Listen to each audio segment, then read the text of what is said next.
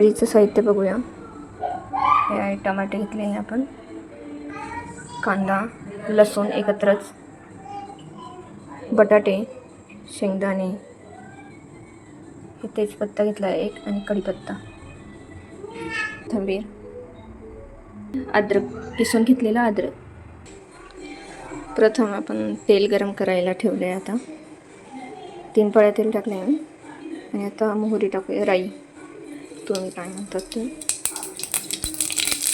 शेंगदाणे,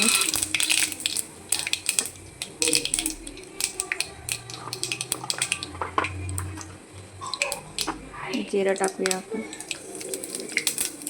आपल्या आवडीप्रमाणे टाकायचं आहे, मला थोडं जास्त आवडतं. तेजपान, थोडं कढीपत्ता. आता कांदा टाकायचा आहे.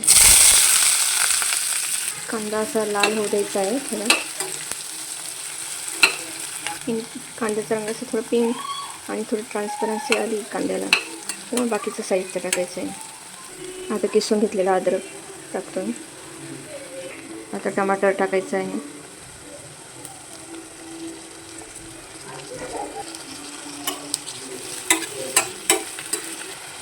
आता बटाटे टाकून घेऊया आपण. हे छान सगळं परतून घ्यायचं व्यवस्थित. म्हणजे थोडा मोबाईलला स्टँड आहे, ट्रायपॉड नसल्यामुळे माझ्याकडे हातात एका हातात मोबाईल धरून करावा लागतं आहे व्हिडिओ, त्यामुळे थोडा वेळ लागतो मला हँडल करायला. मी जस्ट आताच थोड्या दिवसापूर्वी यूट्यूबवर व्हिडिओज स्टार्ट केले.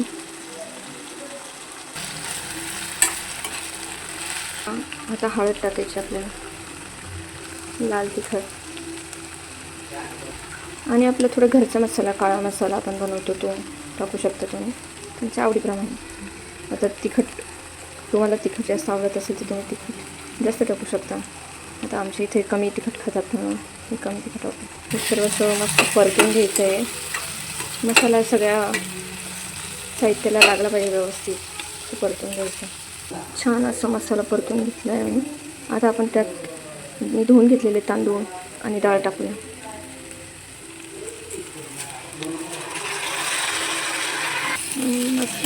एक परतून घ्यायचे मसाल्यामध्ये डाळ तांदूळ व्यवस्थित, म्हणजे सगळ्या तांदूळांना डाळीला व्यवस्थित असा मसाला लागतो आणि खिचडीला चव पण चांगली येते.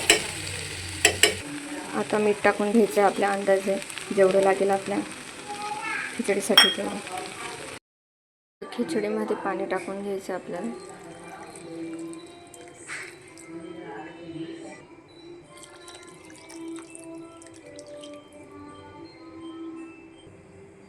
आता कोथिंबीर टाकून वरतून मस्त काढून घ्यायचं व्यवस्थित.